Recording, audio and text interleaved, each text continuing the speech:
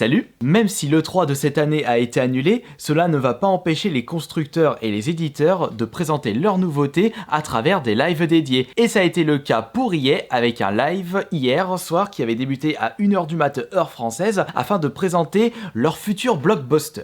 Je n'étais pas présent lors de ce live puisqu'à 1h du mat j'étais au dodo au pays des rêves, mais cela ne va pas m'empêcher de vous donner mon ressenti à travers ces différentes annonces. Et d'après les résumés que j'ai pu lire sur internet, EA annonce vraiment du lourd, mais également une très belle surprise. Mais avant de commencer, je souhaite sincèrement remercier toutes les personnes qui n'ont pas hésité à mettre un super pouce bleu sur la précédente vidéo. C'était une vidéo d'actualité sur Lidl et sa promotion exceptionnelle sur PS4 que je vous invite à aller regarder si ce n'est toujours pas le cas. Peut-être que vous avez aimé cette vidéo grâce à mon nouveau côté sérieux, peut-être que c'est grâce à la qualité du montage, peut-être que vous aimez bien les actualités jeux vidéo, vous aimez bien lorsque je vous donne mon ressenti, mon avis personnel de passionné, ou c'est peut-être la combinaison des quatre. Si c'est également le cas sur cette vidéo, eh bien, vous savez quoi faire. GG à vous tous pour les pouces bleus. Sans grande surprise, EA en a profité pour présenter les suites de leur poule aux œufs d'or, ou je dirais leur poule aux œufs de diamant, tellement ces séries font des ventes faramineuses à travers le monde. Ce sont bien entendu les Madden et les FIFA, avec le numéro 21 pour chacune de ces séries. Madden est plus axé pour le public Amérique du Nord, le public canadien, le public américain, et pour FIFA, pour le public européen, africain et même le public d'Amérique du Sud. Et sur le sol japonais, je suis en train de me demander quelle est la série de jeux de sport qui marche le mieux. C'est peut-être le baseball ? Concernant ces suites, il ne faudra pas s'attendre à de la grosse nouveauté puisque cela reste des jeux de sport. Entre les différents opus, on a certes quelques améliorations, la mise à jour des joueurs dans chaque équipe par rapport aux ligues. Si on ne s'intéresse pas vraiment au foot, on ne verra pas trop la différence. C'est pour cela que de mon côté, étant donné que le foot, ça ne m'intéresse pas du tout, je ne vois pas vraiment la différence. Mais pour les gros puristes des FIFA, peut-être que vous la verrez cette différence. Et si vous trouvez votre bonheur à travers ce nouveau FIFA, eh bien, ça peut être que bien pour vous. Mais surtout que si vous avez l'intention de beaucoup jouer en ligne, il sera préférable pour vous d'acheter le FIFA 21. Et si vous voulez savoir quelle est ma série de jeux de sport préférée, eh bien ce sont les jeux de golf. Gonna go nuts when he hits this thing.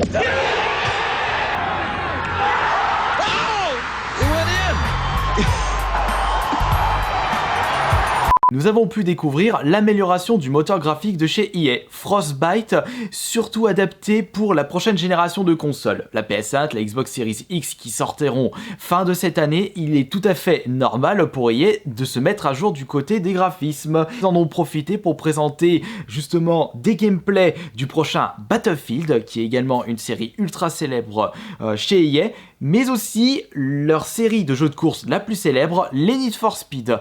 Et franchement, j'ai comme l'impression que ça va vraiment envoyer du pâté avec ce nouveau moteur graphique. Même si le graphisme n'est pas ma priorité lorsque j'achète un jeu vidéo, ça reste toujours beaucoup plus plaisant de voir un magnifique jeu plutôt qu'un jeu moche.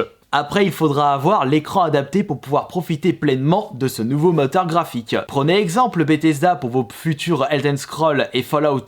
Proposez aux joueurs un beau moteur graphique, pas forcément exceptionnel, parce que j'étais en train de rejouer à Skyrim hier soir, même si le jeu n'a que 9 ans, ça commence à piquer aux yeux. Autre annonce non surprenante, la saison 5 d'Apex Legends.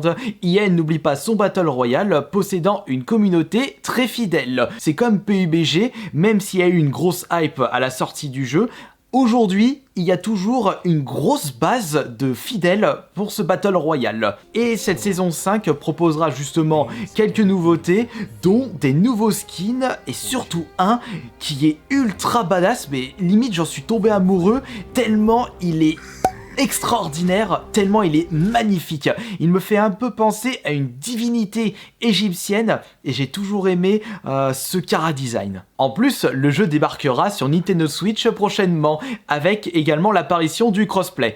Il faut voir si le crossplay sera uniquement pour entre les joueurs PS4 et Xbox One ou s'ils vont intégrer les joueurs Switch. Et si c'est la deuxième option, ils vont se retrouver un petit peu paumés. Il se défend pas. Parce que jouer contre des joueurs pro PS4 et Xbox One, des joueurs qui ont tâté du jeu depuis des mois, contre des nouveaux joueurs Switch armés de leur Joy-Con, il y aura comme un gros déséquilibre. Then Emmanuel Yarbrough, as far as height. Également, EA ne met pas de côté les plus anciens d'entre vous avec Command & Conquer, Alerte Rouge, version remaster, version définitive, possédant toutes les DLC. Enfin, cette annonce n'est pas vraiment une annonce puisque le jeu est déjà sorti depuis plusieurs jours. Ça fait un petit peu tâche. Ça, c'est pour les joueurs qui ont envie d'avoir une petite touche de nostalgie lorsqu'ils jouaient à un jeu de stratégie dans les années 90. Je sais pas quand est-ce qu'il était sorti exactement, Command & Conquer. Je ne jouais pas à celui-ci à mes débuts sur PC. Moi c'était plutôt Heroes Macom Magic, Age of Empires 1, Warcraft 2. Ah bah là moi aussi, j'ai franchement beaucoup de souvenirs. À quand le retour des roses? Et concernant ce Command & Conquer, il y a une info dont j'ignorais l'existence et qui est franchement très classe. EA n'hésite pas à mettre en avant les créateurs de mods avec ce Command & Conquer, avec un mode qui permet aux joueurs de télécharger des mods pour le jeu, et d'après un tweet, il y a plus de 2000 mods disponibles sur ce Command & Conquer remaster version définitive. Et ça franchement, laisser le choix aux joueurs de créer leurs propres mods et afin de les proposer au public, aux autres passionnés, bah ça franchement je trouve que c'est une excellente idée. Certaines compagnies de jeux vidéo devraient prendre exemple. Même si cela n'est pas une surprise et qu'on est au courant de ce jeu depuis quelques jours, je vais vous donner mon ressenti sur la suite des Rogue Squadron, qui est en fait la série des Star Wars en jeu vidéo que j'apprécie le plus. Faut dire que j'avais découvert les Rogue Squadron avec le premier sur la 64, franchement une excellente expérience. Je ne suis pas extrêmement fan des Star Wars et même pas des jeux de ce style-là, mais je ne sais pas, j'ai pris vraiment énormément de plaisir avec ce jeu d'avion pour Star Wars. Je sais pas, à des moments, je n'arrive pas à trouver les réponses à certaines de mes questions. Et j'ai retrouvé encore une fois cette superbe expérience avec la suite, le Rogue Squadron 2 sur la GameCube Rogue Leader, et enfin le troisième, Rogue Squadron 3, le Rebel Strike, avec quelques phases à pied. Et justement, lorsque j'ai pu voir l'annonce de cette suite de Squadron qu'on attendait depuis 17 ans si je ne me trompe pas, puisque celui-ci était sorti en 2003, eh bien pour moi ça a été un petit passement au cœur, mais dans le bon côté des choses. J'ai été, ou plutôt je dirais, j'ai eu des frissons dans mes bras, tellement j'ai été content de voir le retour d'une de mes séries, ou je dirais ma série de jeux Star Wars préférée. C'était franchement extraordinaire, j'ai pu voir quelques gameplays disponibles sur internet, et oh bah, ça envoie vraiment du pâté et j'ai vraiment hâte de pouvoir tester ce jeu, et je n'hésiterai pas à vous le proposer en live Twitch parce que c'est vraiment un jeu exceptionnel avec une superbe ambiance qui propose une certaine difficulté que je recherche lorsque je joue à des jeux vidéo. Et enfin, nous allons passer à la plus grosse surprise de cette conférence.